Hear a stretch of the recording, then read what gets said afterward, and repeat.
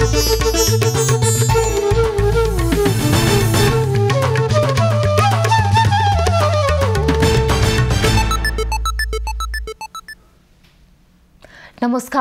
यो एभेन्यूज खबरको संकेत हो। तपाई अहिले एभेन्यूज@2 मा हुनुहुन्छ। म ममता थापा। प्रारम्भमा मूल खबर। उपनिर्वाचन अन्तर्गत तीनै क्षेत्रको मत परिणाम सार्वजनिक। कांग्रेसको 1 सीट घट्दा रासोपाले बढायो। उपेन्द्रको सरकारमा जाने बाटो खुला। उपनिर्वाचनमा मतदाता शिक्षा प्रभावकारी देखिएन। 1.5% मत बदर भएको निर्वाचन आयोगद्वारा जानकारी। बलियो राष्ट्रिय शक्ति निर्माण गर्नुपर्ने एमाले वरिष्ठ उपाध्यक्ष पोखरेलको भनाई। सत्ता गठबन्धन उद्देश्यविहीन बनेको आरोप। लोकतान्त्रिक मूल्य मान्यता विपरीत रथ बिग्रेपछि रातो मच्छेन्द्र नाथलाई आज गावाहालमै राखिने। पूजा अर्चना तथा दर्शन गर्दा सुख शान्ति मिल्ने विश्वासले भक्तजनको घुइँचो। र एएफसी 17 वर्ष मुनि महिला एसियन कप छनौटमा नेपाल इरानसँग भिड्दै सुखद सुरुवात गर्ने नेपाली टोलीको योजना।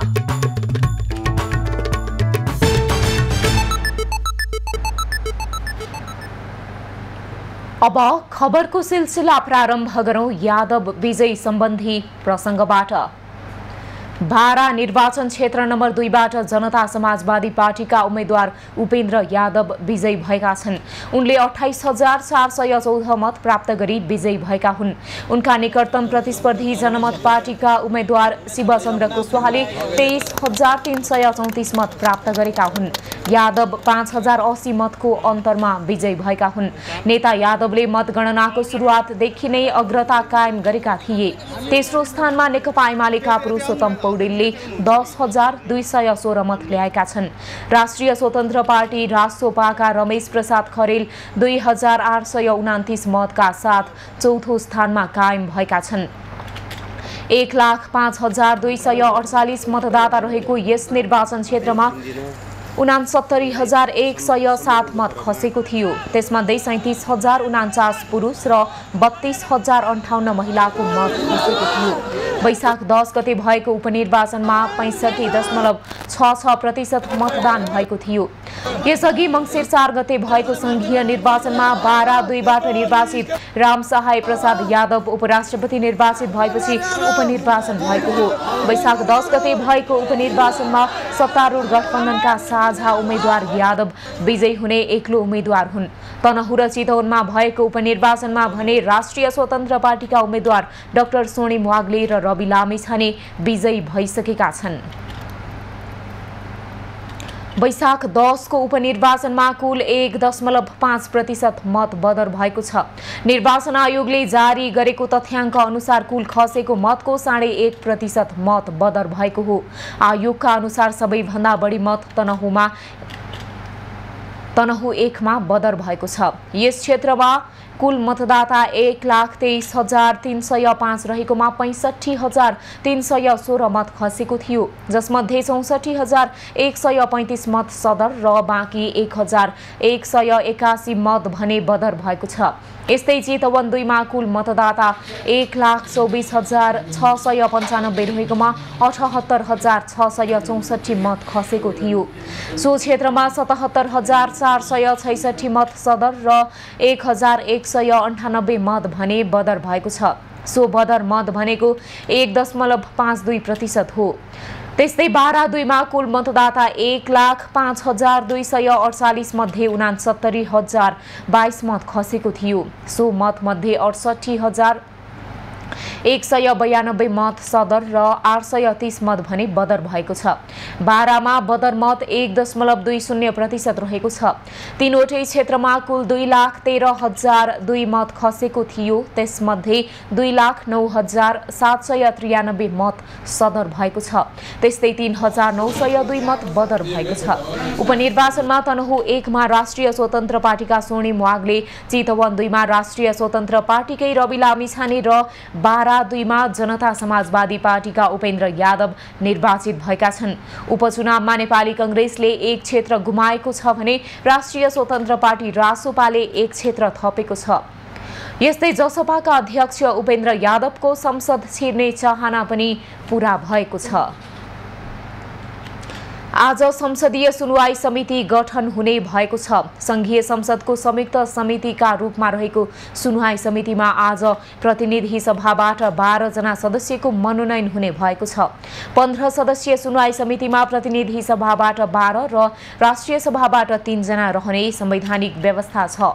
प्रतिनिधि सभाको 12 सदस्य मध्ये कांग्रेस र एमाले 4-4 जना सदस्य पाउने भएका छन्। माओवादी, रासोपा, राप्रपा र जसपाले 1-1 जना सदस्य पाउने भएका छन्। सदस्य अनुमोदनका लागि प्रतिनिधि सभाको सम्भावित कार्यसूचीमा सभामुखले सदन समक्ष प्रस्ताव पेश गर्ने कार्यसूची छ। बैठकमा प्रतिनिधि सभा नियमावली अनुसार विशेष समिति गठन गर्नका लागि ईश्वरी देवी न्यौपानेले प्रस्ताव पेश गर्ने तथा रघुजी पन्तले समर्थन गर्ने अर्को कार्यसूची छ। आजको सम्भावित कार्यसूचीमा उल्लेख भए अनुसार संवैधानिक परिषद सम्बन्धी विधेयक आजै पारित गरिनेछ। प्रधानमन्त्री पुष्पकमल दाहालले संवैधानिक परिषद काम, कर्तव्य, अधिकार र कार्यविधि सम्बन्धी पहिलो संशोधन विधेयक 2079 माथिको दफावार छलफल गरियोस् भन्ने प्रस्ताव प्रस्तुत गर्ने सम्भावित कार्यसूची रहेको छ। सो प्रस्तावलाई आजै निर्णयार्थ प्रस्तुत गरी आजै पारित गर्ने तयारी गरिएको छ। अघिल्लो प्रतिनिधि सभा निर्वाचनमा पराजित भएका नेता वामदेव गौतमलाई राष्ट्रिय सभा सदस्यमा मनोनित गरिएको विरोधमा सर्वोच्चमा दायर गरिएको मुद्दामा बहस नोट मगाउने आदेश भएको छ। आज कायम मुकायम प्रधान न्यायाधीश हरिकृष्ण कार्की, न्यायाधीशहरू विश्वम्भर प्रसाद श्रेष्ठ, ईश्वर प्रसाद खतिवडा, आनन्द मोहन भट्टराई र अनिल कुमार सिन्हा सम्मिलित संवैधानिक इजलासले यस्तो आदेश दिएको हो। वरिष्ठ अधिवक्ता दिनेश त्रिपाठी र अधिवक्ता बद्रीराज भट्टले 2077 असोज 12 मा दायर गरेको छुट्टा छुट्टै रिट निवेदनमाथि सुनवाई गर्न संवैधानिक इजलास गठन भएको थियो। प्रतिनिधि सभामा पराजित गौतम 2077 साल भदौमा तत्कालीन नेकपा अध्यक्ष समेत रहेका केपी शर्मा ओली नेतृत्वको सरकारको सिफारिसमा राष्ट्रपति विद्यादेवी भण्डारीले राष्ट्रिय सभा सदस्यमा मनोनित गरेकी थिइन्। एउटै कार्यकालको निर्वाचनमा पराजित व्यक्तिलाई त्यही कार्यकालमा मनोनित गर्न नहुने भनी नियुक्ति खारेजीका लागि अन्तरिम आदेशको माग गर्दै सर्वोच्च अदालतमा मुद्दा दायर गराएका थिए। रिट निवेदनमाथि अन्तरिम आदेश जारी गर्ने कि नगर्ने भन्नेबारे सर्वोच्च अदालतको संवैधानिक इजलासमा राय बाझिएको छ। न्यायाधीश ईश्वर प्रसाद खतिवडाले पराजित व्यक्तिलाई सोही अवधिमा मनोनयनबाट जनप्रतिनिधिमूलक संस्थामा ल्याउनुलाई संवैधानिक नैतिकताको उल्लङ्घन भनी टिप्पणी गरे। अरू न्यायाधीशहरूले भने गौतम विरुद्ध रिट निवेदनको माग बमोजिम अन्तरिम आदेश दिन अस्वीकार गरेका थिए। त्यसपछि संवैधानिक बहसको रूप लिन पुगेको हो। यस्तै स्नेहा शाहीले प्रधानमन्त्री तथा मन्त्री परिषदको कार्यालयलाई विपक्षी बनाई दायर गरेको रिट निवेदनमा भने बहस नोट मगाउने आदेश दिएको छ। तर सरिता गिरीले प्रधानमन्त्री तथा मन्त्री परिषदको कार्यालयलाई विपक्षी बनाई दायर गरेको रिट निवेदनलाई भने संवैधानिक इजलासले खारेज गरिदिएको छ। 2074 सालमा भएको प्रतिनिधि सभा निर्वाचनमा गौतम बर्दिया 1बाट पराजित भएका थिए। तर नेपाल कम्युनिस्ट पार्टीको सचिवालय समितिको निर्णयका आधारमा सरकारले राष्ट्रपतिको मनोनित गर्ने राष्ट्रिय सभा सदस्य पदका लागि राष्ट्रपति समक्ष नाम सिफारिस गरेको थियो। त्यसपछि भदौ 29 गते राष्ट्रिय सभा सदस्य पदमा गौतम मनोनित भएका थिए। मनमोहन अधिकारीको 24औं स्मृति दिवसको अवसरमा नेकपा एमालेका अध्यक्ष केपी शर्मा ओलीले स्वर्गीय अधिकारीको शालिगमा माल्यार्पण गरेका छन्। 24औं स्मृति दिवसको अवसरमा आज सानेपास्थित मनमोहन स्मृति प्रतिष्ठानमा पुगेर उनले माल्यार्पण सहित पुष्पगुच्छ अर्पण गरेका हुन्। सो अवसरमा नेकपा एमालेका वरिष्ठ उपाध्यक्ष ईश्वर पोखरेल, महासचिव शङ्कर पोखरेल लगायतका नेताहरूको पनि उपस्थिति रहेको थियो। अधिकारी दक्षिण एसियाकै प्रथम कम्युनिस्ट प्रधानमन्त्री तथा नेकपा एमालेका पनि प्रथम अध्यक्ष हुन्। नेपालका लोकप्रिय प्रधानमन्त्री अधिकारीको 2056 साल वैशाख 13 गते चुनावी प्रचार प्रसारका क्रममा काठमाडौँको गोठाटारमा हृदयघात भएपछि उपचारका क्रममा निधन भएको थियो। नेकपा एमालेका वरिष्ठ उपाध्यक्ष ईश्वर पोखरेलले राष्ट्रिय शक्ति निर्माण गर्नुपर्ने आवश्यकता रहेको बताएका छन्। मनमोहन अधिकारीको 24औं स्मृति दिवसको अवसरमा ललितपुरमा आयोजित कार्यक्रममा उनले राष्ट्रिय शक्ति निर्माण गर्दा राष्ट्रको स्वार्थलाई सर्वोपरि राखेर अघि बढ्नुपर्ने आवश्यकता औल्याएका हुन्।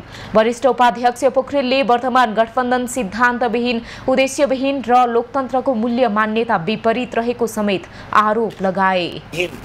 उद्देश्यविहीन एउटा लोकतान्त्रिक मूल्य मान्यता विपरीत गठबन्धन खडा गरिएको छ, जुन गठबन्धनले यो मुलुकलाई धराशायी बनाउने एउटा गलत दिशातर्फ मुलुकलाई लैजाने काम गरिरहेको।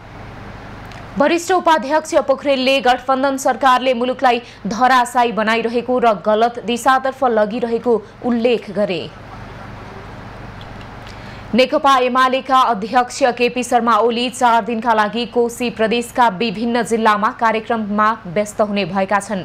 कोशीमा हुने कार्यक्रममा सहभागी हुन आज उनी गृह जिल्ला झापा जाँदैछन्। अध्यक्ष ओलीले आज झापाको बुद्ध शान्ति गाउँपालिकामा आयोजना गरिएको कार्यकर्ता भेटघाट कार्यक्रमलाई सम्बोधन गर्नेछन्। अध्यक्ष ओलीसँगै उपाध्यक्ष सुभाष चन्द्र नेमुवाङले पनि सम्बोधन गर्ने कार्यक्रम छ। अध्यक्ष ओली आज इलामको पर्यटकीय क्षेत्र कन्याममा बस्नेछन्। उनले भोलि इलाममा आयोजना हुने जिल्ला परिषद भेलालाई सम्बोधन गर्ने कार्यक्रम छ। भोलि उनी 5 थरको फिदिममा बास बस्नेछन्। वैशाख 15 गते अध्यक्ष ओली आफ्नो जन्मगाउँ तेह्रथुमको 8 राई गाउँपालिका पुग्नेछन्। 8 राईमा अध्यक्ष ओलीले सिटी भेटीले निर्माण गरेको टेक्निकल कलेजको उद्घाटन गर्ने कार्यक्रम छ। तेह्रथुमको कार्यक्रम सकेर अध्यक्ष ओली फिदिममै बस्नेछन्। त्यसपछि झापा फर्केर दमकमा 28 गतेदेखि सुरु हुने केन्द्रीय कमिटी बैठकको तयारी ओलीले थाल्नेछन्। एमालेले वैशाख 28 देखि 30 गतेसम्म केन्द्रीय कमिटी बैठक झापामा बोलाएको छ। प्रतिनिधि सभा सदस्य तथा प्रदेश सभा सदस्य निर्वाचनमा खर्च विवरण समयमै बुझाए पनि सो विवरण तोकिएको समयभित्र सार्वजनिक नगर्ने उम्मेद्वार निर्वाचन आयोगको कारबाहीमा पर्ने भएको छ। आयोगले वैशाख 12 गते मंगलबारसम्म खर्च विवरण सार्वजनिक गर्न समय सीमा तोकेको थियो। आयोगले गरेको व्यवस्था बमोजिम उम्मेद्वारले आम सञ्चार माध्यम फेसबुक, ट्विटर, इन्स्टाग्राम मार्फत सार्वजनिक गर्न सक्नेछन्।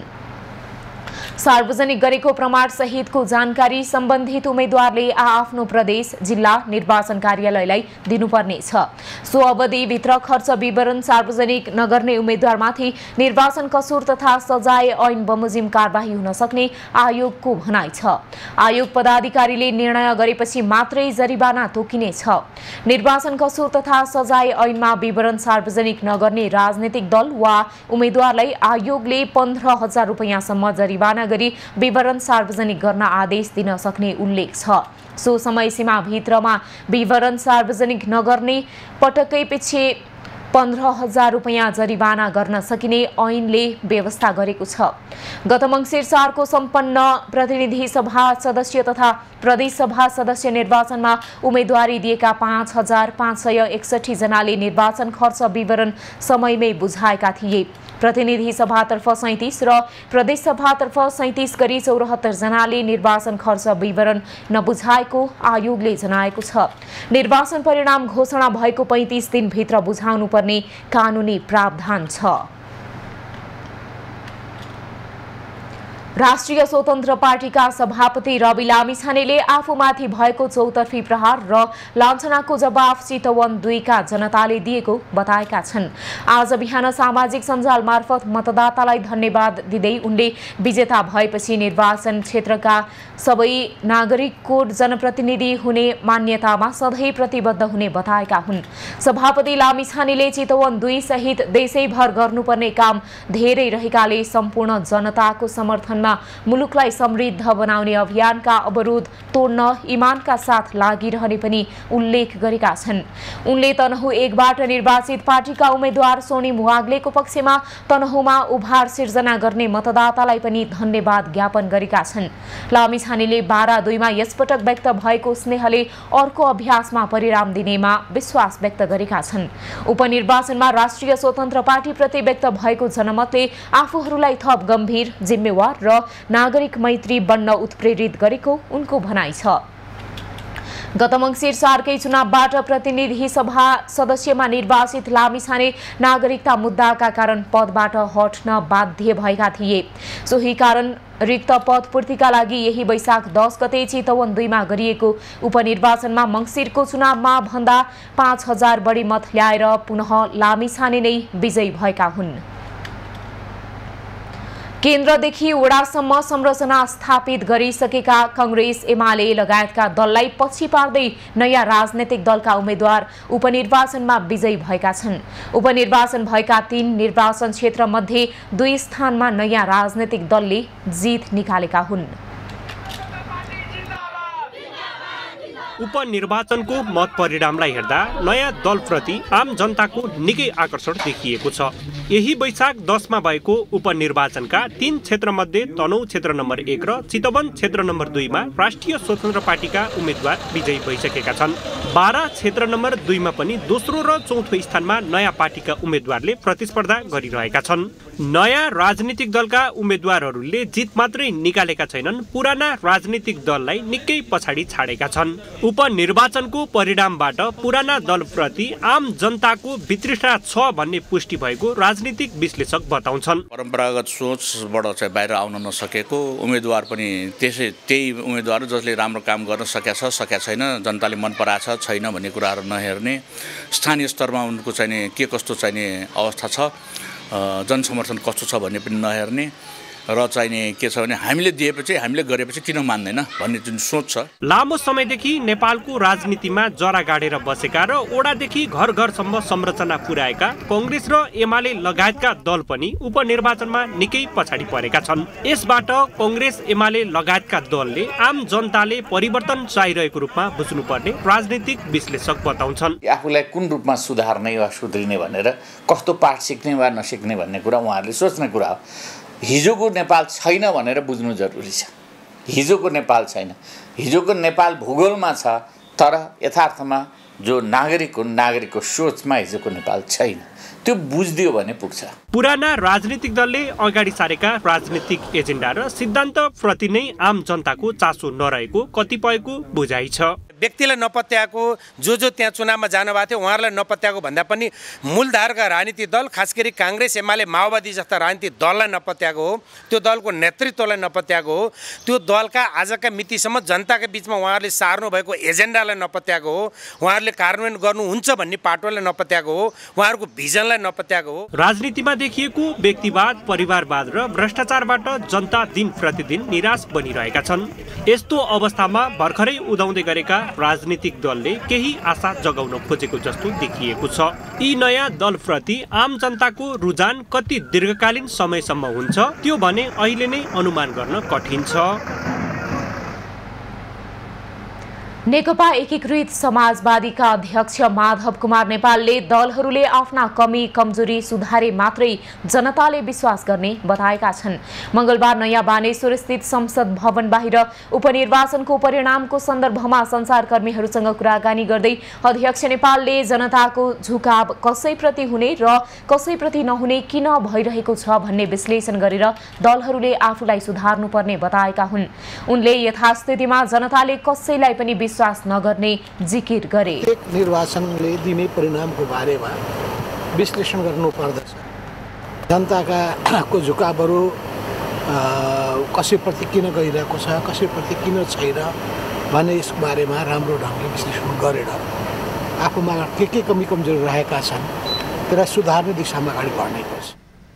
त्यस्तै नेकपा एमालेका सचिव योगेश कुमार भट्टराईले उपनिर्वाचनको मत परिणामले ठूला दलहरू रूपान्तरण हुनुपर्छ भन्ने आवाजलाई सशक्त बनाएको बताए। जनतामा स्थापित भएका कतिपय ठूला दलहरूको सन्दर्भमा जे प्रश्नहरू उठिरहेको छ ती दलहरूभित्र कतिपय रूपान्तरण हुनुपर्छ भन्ने आवाजलाई सशक्त बनाउँछ। त्यो एउटा पोजिटिभ कुरा हो, त्यस अर्थमा लिनुपर्छ। तर यो कुनै एउटा चमत्कार भयो भन्ने शैलीमा जसरी व्याख्या गर्न खोजिँदैछ, निर्वाचन एउटा सहज हो हैन, सहज प्रक्रियामा जनताले उहाँहरूलाई छाने।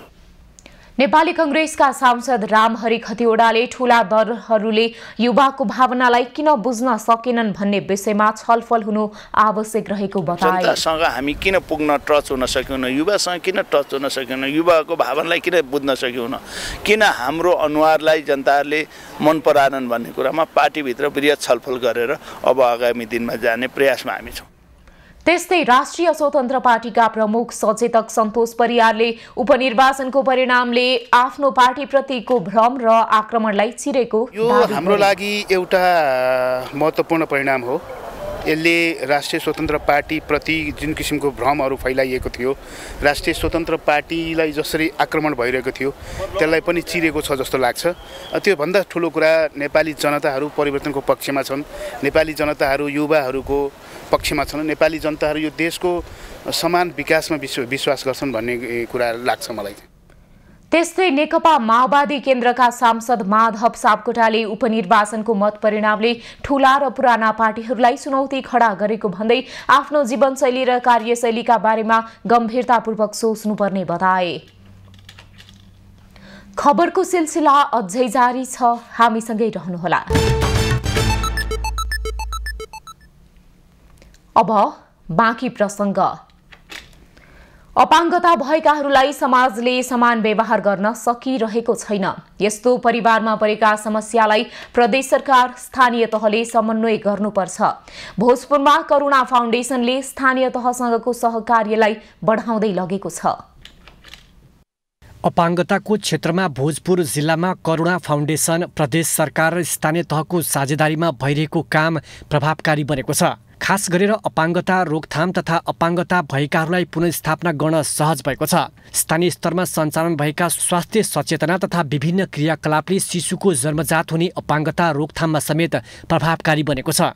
कार्यक्रम सञ्चालनले अपाङ्गता भएका व्यक्तिहरूलाई हेर्ने दृष्टिकोणमा समेत परिवर्तन आएको छ। हाम्रो पहिले सुरुवातको क्रममा हामीले जुन अपाङ्गतालाई हेर्ने दृष्टिकोण थियो जिल्लामा पालिकाहरूमा, त्योभन्दा अहिले आउँदाखेरि धेरै हाम्रो पालिका स्तरीयमा पनि अपाङ्गताका सञ्जालहरू गठन भएका छन्। वडा वडामा सञ्जालहरू छन्, टोल टोलमा सञ्जाल छन् र हेर्ने दृष्टिकोण पनि अपाङ्गताले पनि केही गर्न सक्छ है, अवसर पाएपछि अपाङ्गताले पनि केही गर्न सक्छ भन्ने मानसिकताहरू सबैमा वृद्धि भइरहेको पाइरहेको छ।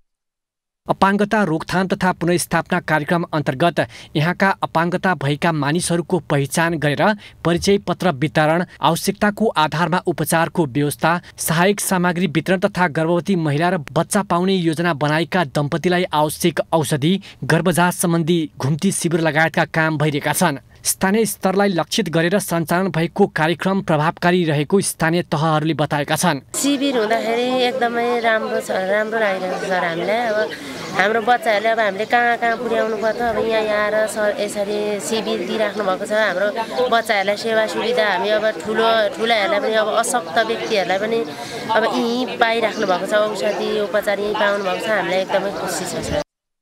गर्भवती अवस्थामा गरिने सावधानीले जन्मजात हुने धेरै खालका अपाङ्गतालाई रोक्न सकिने फाउन्डेसनले जनाएको छ, जसका लागि स्थानीय स्तरमा फाउन्डेसनले काम गरिरहेको छ। सरकारसँगको सहकार्यमा कोशी प्रदेशका 58वटा स्थानीय तहमा यो कार्यक्रम सञ्चालनमा रहेको बताइएको छ। जन्मजात हुने अपाङ्गतालाई अपाङ्ग हुनै नदिनको लागि चाहिँ विभिन्न स्वास्थ्यसँग सम्बन्धित रहेर विभिन्न फोलिक एसिड चक्की दम्पतिको लागि वितरण गर्नेदेखि लिएर नवजात शिशुको लागि चाहिँ जन्मदोष छ कि छैन भन्ने गरी पहिचानदेखि लिएर विद्यालयमा 10 वर्षभन्दा मुनिका बालबालिकाहरूका लागि चाहिँ अपाङ्गता छन् कि छैनन् र सम्भावतः अपाङ्गता हुने सम्भावना कतिको छ भनेर चाहिँ त्यसका जाँचदेखि लिएर विभिन्न कार्यक्रमहरू हामीले सञ्चालन गरिरहेको अवस्था छ भने त्रिपक्षीय साझेदारीमा जिल्लामा सञ्चालनमा रहेको अपाङ्गता रोकथाम तथा पुनर्स्थापना कार्यक्रम प्रभावकारी रहेको जिल्ला समन्वय समिति भोजपुरले जनाएको छ। यसले अपाङ्गता रोकथामलाई टेवा पुर्याएको कार्यालयको भनाइ छ। र जुन रामप्रसाद गाउँपालिकाले स्वास्थ्य शिविर चलाएर प्रत्येक वडामा वृद्ध अपाङ्गहरूलाई चाहिँ सेवा दिएको छ, यो चाहिँ सबैभन्दा एउटा भोजपुर जिल्लाको नमुना उदाहरणीय काम रामप्रसाद गाउँपालिकाले गरिरहनु भएको छ। जिल्लामा अभियानका रूपमा सञ्चालन भइरहेको कार्यक्रम अन्तर्गत मङ्गलबार रामप्रसाद राई गाउँपालिका 3 भुल्केका स्थानीयको स्वास्थ्य परीक्षणसँगै आवश्यक सहयोगी सामग्री वितरण गरिएको छ। जिल्लामा अपाङ्गता भएका व्यक्तिहरूको समूह गठन गरेर जीविकोपार्जनका लागि विभिन्न सिपमूलक तालिम समेत दिने गरिएको छ। युवराज विष्ट, भोजपुर। रातो मच्छिन्द्रनाथको रथलाई तानेर गाबाहाल पुर्याइएको छ। रथलाई पुल्चोकबाट तानेर मङ्गलबार गाबाहाल पुर्याइएको हो। आज गाबाहालमा स्थानीय जात्रा पनि मनाइँदैछ। सोमबारबाट रथ यात्रा सुरु भएको थियो, तर सोही दिन गाबाहाल पुर्याउनु पर्ने भए पनि मङ्गलबार मात्रै गाबाहाल पुर्याइएको हो। रथमा क्षति पुगेकाले मर्मतका लागि आज नतानिने भएको छ। ललितपुरको पुल्चोकमा तयार पारिएको 32 हात लामो रथमा रातो मच्छिन्द्रनाथलाई रथारोहण गराइएको चौथो दिन सोमबारबाट रथ यात्रा सुरु गरिएको हो। आज बिहानै गाबाहालमा रातो मच्छिन्द्रनाथको दर्शन र पूजा गर्ने दर्शनार्थीको भिड रहेको छ। रथलाई पाटनका विभिन्न स्थानमा परिक्रमा गराइन्छ। पुल्चोक, गाबाहाल, सुन्धारातर्फ महाबौद्ध र चाकुबहाल हुँदै लगनखेल, पोडेटोल र जाउलाखेलमा परिक्रमा गराइन्छ। मच्छिन्द्रनाथको जात्राको क्रममा नरिवल खसाल्ने जात्रा र भोटो देखाउने जात्रा पनि पर्छन्। जाउलाखेल पुर्याइएपछि रथबाट भोटो देखाएर जात्रा समाप्त गरिन्छ। हरेक दिन रथ तानेर पुर्याइएका ठाउँमा जात्रा मनाइन्छ। रातो मच्छिन्द्रनाथको दर्शन गरेमा सुख, शान्ति र समृद्धि मिल्ने विश्वास छ। यो नेपालकै सबैभन्दा लामो जात्रा पनि हो। मच्छिन्द्रनाथलाई अवलोकितेश्वर, बुङ्गदया लगायतका नामले पनि पुकारिन्छ।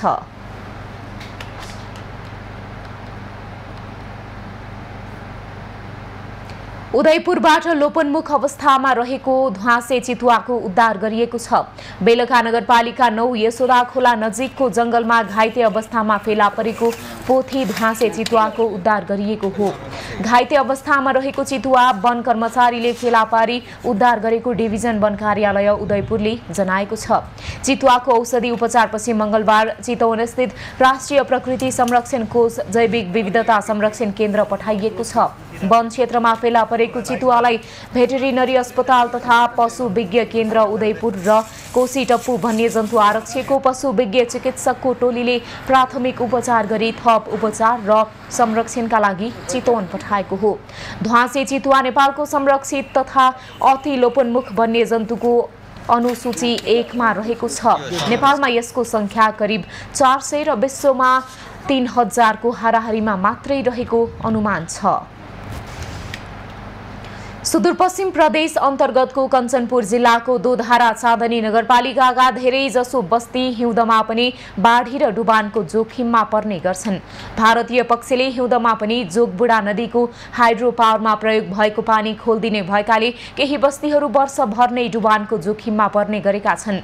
स्थानीय सरकारका प्रमुखहरूले स्थानीय स्रोत साधनले मात्रै विपद जोखिम न्यूनीकरण र व्यवस्थापन गर्न नसक्ने गाउँपालिकाको भनाइ छ। त्यस्ता जोखिम युक्त ठाउँहरूबाट चाहिँ बस्तीलाई सुरक्षित ठाउँमा चाहिँ स्थापित गर्न सक्यो भने अनि त्यो त अलिक दीर्घकालीन जस्तै देखिने भयो नि त। राहतभन्दा त उहाँहरूलाई अन्तै सुरक्षित ठाउँमा स्थापित गर्न सक्यो भने घर बनाएर अलिअलि जमिन उपलब्ध गराएर दिन सकियो भने त त्यो दीर्घकालीन समस्या समाधान हो जस्तो मलाई लाग्छ। त्यसलाई पनि सोच्नुपर्छ होला।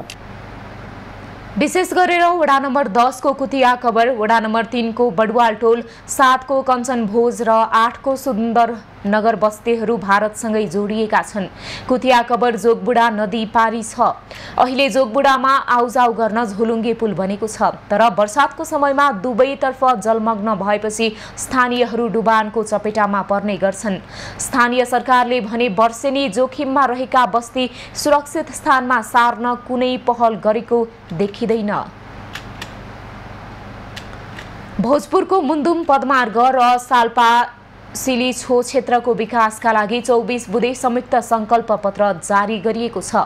यहाँको पर्यटकीय क्षेत्रको विकासमा विश्वको ध्यानाकर्षण गराउने लक्ष्यले 3443 मिटर उचाइमा पालिका र अन्तरपालिका बैठकको आयोजना गरेर उक्त संकल्प पत्र जारी गरिएको हो। भोजपुरको साल्पा क्षेत्र र मुन्दुम पदमार्गको बृहत्तर विकासको लागि संयुक्त 24 बुँदे संकल्प पत्र जारी गरिएको हो। यो क्षेत्रलाई देशको महत्त्वपूर्ण पर्यटकीय क्षेत्रको रूपमा विकास र प्रवर्धन गर्न पालिकाहरू संयुक्त संकल्प पत्र जारी गरेका हुन्। मुन्दुम पदमार्गसँगै साल्पा सिलिछो चुचुरोसँग सीमा जोडिएका भोजपुर, खोटाङ, सोलुखुम्बु र सङ्खुवा सभाका स्थानीय तहहरूले संयुक्त रूपमा संकल्प पत्र जारी गरेका हुन्। यहाँको जैविक विविधतालाई संरक्षण र प्रवर्धन गर्दै देशको सम्पत्तिका रूपमा विकास गर्न संयुक्त संकल्प पत्र जारी गरिएको साल्पा सिलिछो गाउँपालिकाले जनाएको छ। हाम्रो मुख्य उद्देश्य भनेको यो साल्पा सिलिछो क्षेत्रभित्र रहेका जति पनि जैविक विविधता छ, वनस्पति, पशुपन्छी, सांस्कृतिक सम्पूर्ण चिजको हामी यो मौलिक जुन स्वरूप छ यसलाई जस्ताका तस्तै राख्नको निम्ति संरक्षण गर्न चाहन्छौँ। संरक्षण मात्र होइन, यसको चाहिँ प्रवर्धन र विकास गर्न पनि चाहन्छौँ।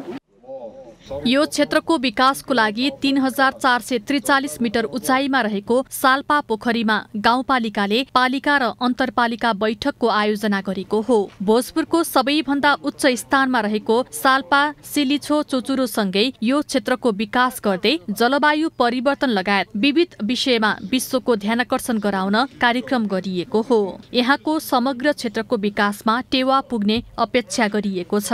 त्यो हेर्दै गर्दा अनि चाहिँ मैले तुलना गर्दाखेरि तिनजुरेमा हरेक कुरा इन्फ्रास्ट्रक्चर, सडकको बाटो राम्रो भएर त्यहाँ सबै पुगेर त्यहाँको गाथा गाए, तर यहाँ चाहिँ 2 दिन लगाएर हिँडेर आउनु पर्ने यो गुराँसको पाटो हेर्ने हो भने तिनजुरेलाई बिर्साउने गुराँसको पाटो चाहिँ यहाँ रहेछ भन्ने कुरा चाहिँ मलाई साक्षर मेरो दृश्यले देख्यो। हामीले विशेष गरी जलवायु परिवर्तनले पारेका नकारात्मक प्रभावहरू र यो क्षेत्रको वन वनस्पतिहरूको संरक्षण, यो क्षेत्रको जनताको आय स्तर र जीविकोपार्जनमा सुधार, त्यसका लागि चाहिँ तपाईँको पर्यटकीय क्रियाकलापमा अभिवृद्धि गर्ने र चाहिँ समग्र जैविक विविधताको संरक्षण गर्ने र वातावरण संरक्षण गर्ने, जलवायु परिवर्तनले पारेका नकारात्मक प्रभावलाई न्यूनीकरण गर्ने नै मुख्य उद्देश्य हो। कसरी अब यो पर्यटनको विकास र प्रवर्धन गर्ने र यहाँका प्राकृतिक स्रोत सम्पदालाई संरक्षण गर्ने, यो पदमार्गलाई अझ ठुलो बृहत् रूपमा कसरी विकास गर्न सकिने, अझ ग्रेटर मुन्दुम पदमार्ग भन्ने छ त्यसलाई कसरी विकास गर्ने भन्ने एउटा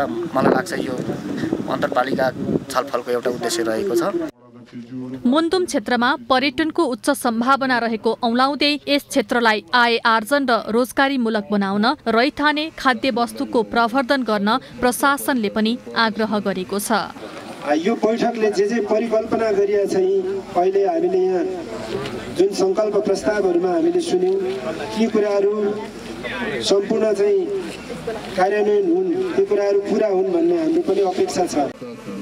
कार्यक्रममा भोजपुरका 9वटा स्थानीय तहमध्ये पौवादुङमा गाउँपालिका, भोजपुर नगरपालिका, अरुण गाउँपालिका र टेम्के मयु गाउँपालिका र हतुवागढी गाउँपालिकाको सहभागिता रहेको छ। संकल्प पत्रमा सन् 2024मा मुन्दुम ट्रेलमा कम्तीमा 1 लाख पर्यटक भित्राउने लक्ष्य लिइएको छ। मुन्दुम ट्रेलको 60% खण्ड स्तरोन्नति भइसकेको र बाँकी 40% खण्ड पनि तत्काल स्तरोन्नति गर्ने सप्तकोशी खुवालुङ उपत्यकालाई ग्रेटर मुन्दुम ट्रेलको पदमार्गका रूपमा विकास गर्ने विषय पनि यसमा समेटिएका छन्। भोजपुरबाट युवराज विष्टको रिपोर्ट। सुनसरीको धरान विजयपुरमा रहेको पिण्डेश्वर मन्दिर अगाडि रहेको सरस्वती सरोवरमा रहेका माछा धमाधम मर्न थालेपछि माछालाई सुनसरीको चतरामा रहेको सप्तकोशीमा स्थानान्तरण गरिएको छ। सरस्वती सरोवरमा भएका 500 भन्दा बढी माछा मरेपछि पिण्डेश्वर बाबाधाम समितिले माछा सप्तकोशीमा सारेको हो। धरानको पिण्डेश्वर मन्दिर अगाडि रहेको सरस्वती सरोवरमा रहेका माछा धमाधम मर्न थालेपछि सप्तकोशीमा स्थानान्तरण गरेका हुन्। यहाँ चढाइएका माछा मान्छेको आत्मासँग पितृहरूको आत्मा जोडिएको मान्यता राखिन्छ। त्यसैले यहाँका माछा किनबेच गरेर कसैले खाँदैनन्। वर्षेनी चढाउँदा यहाँ माछाको संख्या बढी हुँदा अक्सिजन कम भएका कारण माछा मर्न थालेपछि सप्तकोशीमा स्थानान्तरण गरिएको जनप्रतिनिधिले बताए। यहाँ चाहिँ ठाउँ सानो, माछा धेरै भएको कारणले माछालाई अक्सिजन नपुगेको कारणले हो कि भनेर यहाँको माछा चाहिँ ग्रेडिङ गरेर चाहिँ ठुलो ठुलो निकालेर कोशी कोशी पनि एउटा धार्मिक स्थल भएको कारणले हामीले त्यहाँ लगेर माछा त्यहाँ व्यवस्थापन गर्ने भनेर आज चाहिँ यहाँ गेलिङ गर्ने माछा निकालेर उहाँ लगेर व्यवस्थापन गर्ने भनेर यहाँ निकाल्न लागिरहेको छु। धार्मिक आस्थासँग जोडिएको यहाँ चढाइएको माछा खाना र बेच्न नहुने भएकोले माछा व्यवस्थापनमा समस्या आएपछि माछा मर्न थालेको पिण्डेश्वर बाबाधाम समितिले जनाएको छ। यहाँ धेरै भएको माछाहरूलाई चाहिँ हामीले लगेर कोशीमा यसलाई चाहिँ धार्मिक आस्थासँग जोडेको हुनाले यसलाई बिक्री गर्दाखेरि राम्रो नहुने भएको हुनाले राम्रो पनि हुँदैन, मान्छेको भावनासँग जोडिएको कुरा हो, सम्बन्धसँग जोडिएको कुरा हो। त्यसकारण हामीले यो माछालाई चाहिँ कोशीमा सप्तकोशीमा लगेर विसर्जन गर्न लागेका छौँ। पानीको मात्रा कम हुँदै जाँदा पोखरी सुक्नु र माछालाई चाहिने अक्सिजन पर्याप्त नहुँदा माछा मर्ने क्रम नरोकिएपछि यस्तो निर्णय भएको हो। माछा स्थानान्तरणमा खटिएकाले भने पोखरीमा पर्याप्त पानीको अभाव रहेको औल्याएका छन्। पानी मोटो भयो, अलिकति फोहोर पनि भयो। कारण चाहिँ एउटा सबभन्दा ठुलो कारण चाहिँ पानी मोटो भयो, पानी पनि अलिक कम भयो, त्यो भएर। तरहरा कृषि अनुसन्धान केन्द्रले भने माछाको संख्या अत्याधिक, पानीको मात्रा कम र प्रदूषित हुनुलाई मर्नुको कारण औल्याएको छ। यो पोखरीमा पितृको नाममा माछा छोड्दा पुण्य प्राप्त हुन्छ भन्ने मान्यता रही आएको छ। यहाँ छोडिएको माछा बेच्न र खान नमिल्ने बताइन्छ। यहाँ सर्वसाधारणले पितृको नाममा माछा चढाउने गरेका छन्।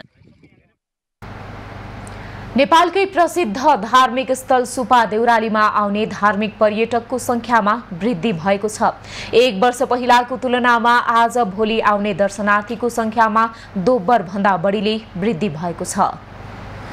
सुपा देउराली नजिकै मनोरम दृश्यले भरिपूर्ण नरपानीको डाँडाले पनि यस क्षेत्रमा पर्यटन विकासले फड्को मार्नेमा विश्वास लिएको छ। नरपानी डाँडा चिसो हावा र चिसो पानीले प्रसिद्ध छ। यहाँबाट धेरै हिमाल देख्न पाइन्छ। मनमोहक दृश्यहरू देख्न पाइने हुँदा गर्मी याममा तराईबाट गर्मी छल्न यहाँ धेरै पर्यटक आउने गर्छन्। यहाँ भारतबाट आउने पर्यटकको संख्या पनि वृद्धि भएको छ। विगतका वर्षहरूमा दैनिक 200 देखि 1000 जनाले दर्शन तथा पूजाआजा गर्ने गरेकोमा अहिले आएर दैनिक 2000 देखि 8000 जनासम्मले दर्शन गर्ने गरेका छन्।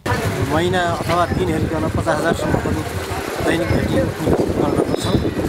यो भेटीबाट हामीले अरू गाउँका विकास निर्माणका कामहरू पनि गर्ने गरेका छौँ र यही सुपा देउराली मन्दिरको एउटा पर्यटकीय क्षेत्रको विकास गर्ने हामी सोच बनाएर अगाडि बढिरहेका छौँ।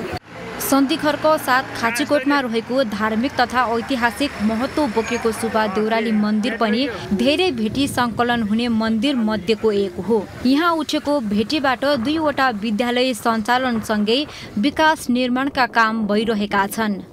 सन्धिखरको नगरपालिका वार्ड नम्बर 7 र सिद्धगङ्गा नगरपालिका वार्ड नम्बर 2 का यही भक्तजनको भेटीबाट हाम्रो 2 वटा स्कुलहरू कम्तीमा पनि 9-10 जनाको सङ्ख्यामा रहेर शिक्षक गुरुवर्गहरूले यस मन्दिरको भक्तजनहरूले चढाएको भेटी स्वरूप आजसम्म विद्यार्थीहरूलाई पठन पाठनको कार्य गर्दै आउनुभएको छ। मन्दिरमा चढाएको भेटीबाट आदर्श माध्यमिक विद्यालय खाचीकोटमा र शान्ति आधारभूत विद्यालय सीतापुरमा 4 शिक्षक राखेर विद्यालय सञ्चालन भएको हो। यहाँ पुग्ने पर्यटकलाई अर्घाखाँचीका अन्य स्थान पनि घुमाउने योजना नगरले बनाइरहेको छ। यो सुपा देउराली माताको मन्दिर गरिसकेपछि खाँची भगवतीको मन्दिरको दर्शन गर्ने र हाम्रो ऐतिहासिक अर्घा भगवती माताको दर्शन गरेर त्यहाँ पुगेर आफ्ना मनोकामनाहरू पुरा गर्ने उद्देश्य साथ धार्मिक पर्यटकलाई त्यहाँसम्म भित्राउने उद्देश्य हामी सन्धिखर नगरपालिकाले लिएका छौँ। मन्दिरको दर्शन गर्न अर्घाखाँची, कपिलवस्तु, दाङ, प्युठान, गुल्मी, रूपन्देहीबाट बढी मात्रामा पर्यटक पुग्ने गर्दछन्। भारतको उत्तर प्रदेश, बिहारबाट समेत भक्तजन यहाँ जाने गर्दछन्। सुपा देउरालीको दर्शन गरेपछि मनले चिताएको पुग्ने धार्मिक विश्वास छ। खबरको सिलसिला अझै जारी छ, हामीसँगै रहनुहोला। अब पालो एभेन्यूज एट स्पोर्ट्सको।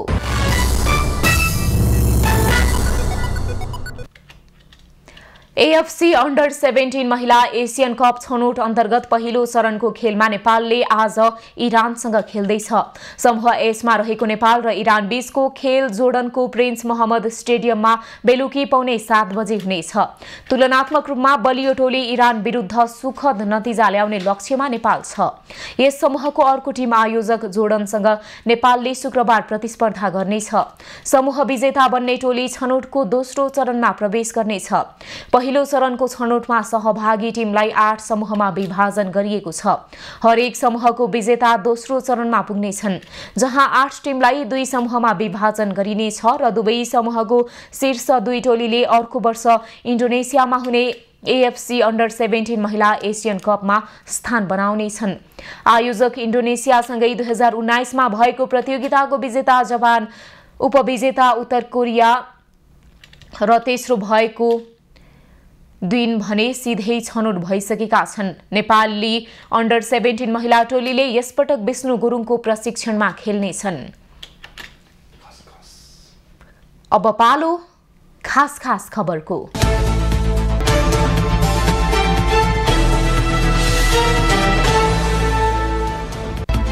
केही दिन अघि बढुवा भएका डीआईजीको पदस्थापन भएको छ। विष्णु कुमार केसीको नेपाल प्रहरी प्रधान कार्यालय, भरत बहादुर बोहराको सुदूरपश्चिम प्रदेश प्रहरी, रविन्द्र केसी प्रहरी प्रशिक्षण प्रतिष्ठान, राजेशनाथ वास्तोला कोशी प्रदेश प्रहरी कार्यालय र चन्द्रकुबेर खापुङ अख्तियारमा पदस्थापन भएका हुन्। जनक भट्टराई मधेस, लालमणि आचार्य काठमाडौँ, सुरेन्द्र प्रसाद मैनाली अपराध अनुसन्धान, अर्जुन चन्द ठकुरी साइबर ब्युरो, यज्ञ विनोद पोखरेलको केन्द्रीय अनुसन्धान ब्युरो र विकास राज खनाल प्रहरी प्रधान कार्यालयमा पदस्थापन भएका हुन्। नेपाली बजारमा सुनको मूल्य तोलामा 200 रुपैयाँले बढेको छ। आज छापावाल सुन तोलामा 1,09,700 र तेजाबी सुन तोलामा 1,09,200 रुपैयाँमा कारोबार भइरहेको छ। आज चाँदीको मूल्य तोलामा 5 रुपैयाँले घटेर 1,415 रुपैयाँमा कारोबार भइरहेको छ। पूर्व प्रधानमन्त्री डाक्टर बाबुराम भट्टराईले नयाँ वैकल्पिक शक्ति निर्माणमा सहकार्य गर्न आह्वान गरेका छन्। उपनिर्वाचनको मत परिणाम आएसँगै भट्टराईले सामाजिक सञ्जाल मार्फत परम्परागत राजनैतिक दल छाडेर वैकल्पिक शक्ति निर्माणमा लाग्नुपर्ने संकेत गरेका हुन्। परम्परागत दल नभई नयाँ र वैकल्पिक शक्ति निर्माणमा लाग्नुपर्नेमा उनको जोड छ। नेपाली कांग्रेसका महामन्त्री विश्वप्रकाश शर्माले उपनिर्वाचनको परिणामले दलहरूलाई रूपान्तरित हुन सन्देश दिएको बताएका छन्। सो सन्देश अनुरूप आफूलाई बदलेर नयाँ ढङ्गले जुट्ने उनले बताएका छन्। देशको समय बदल्न नेतृत्व गरेको दलले बदलिएको समय अनुरूप आफूलाई बदल्नुपर्ने महामन्त्री शर्माको भनाइ छ। धारा 2 बाट प्रतिनिधि सभा सदस्य पदमा विजयी जसपाका अध्यक्ष उपेन्द्र यादवलाई जनमत पार्टीका अध्यक्ष डाक्टर सीके राउतले बधाई दिएका छन्। यादव विजयी भए लगतै जनमतका अध्यक्ष राउतले सामाजिक सञ्जाल मार्फत बधाई ज्ञापन गरेका हुन्। उपनिर्वाचनमा यादव जनमतकै उम्मेद्वार शिवचन्द्र कुशवाहालाई हराउँदै प्रतिनिधि सभाको सदस्य बनेका हुन्।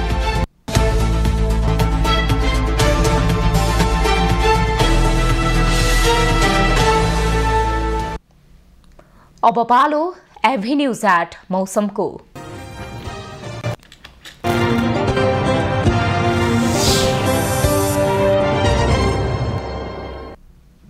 हाल देशका पहाडी भूभागमा आंशिकदेखि सामान्यतया बदली रही बाँकी भूभागमा आंशिक बदलीदेखि मौसम सामान्यतया सफा रहेको छ। दिउँसो लुम्बिनी, गण्डकी, कर्णाली र सुदूरपश्चिम प्रदेश लगायत देशका पहाडी भूभागमा आंशिकदेखि सामान्य बदली रही बाँकी भूभागमा आंशिक बदलीदेखि मौसम सामान्यतया सफा रहनेछ। साथै पहाडी भूभागका थोरै स्थानहरूमा मेघ गर्जन, चट्याङ सहित हल्का वर्षाको सम्भावना रहेको जल तथा मौसम पूर्वानुमान महाशाखाले जनाएको छ। आज काठमाडौँ उपत्यकाको अधिकतम तापक्रम 27 डिग्री सेल्सियस र न्यूनतम तापक्रम 11 डिग्री सेल्सियसका बीचमा रहने अनुमान गरिएको छ। आज सूर्योदय बिहान 5:29 भयो भने सूर्यास्त साँझ 6:34 हुनेछ। आज देशभरको मौसम कस्तो रहला त हेरौं देशका विभिन्न स्थानको अनुमानित मौसमी अवस्था।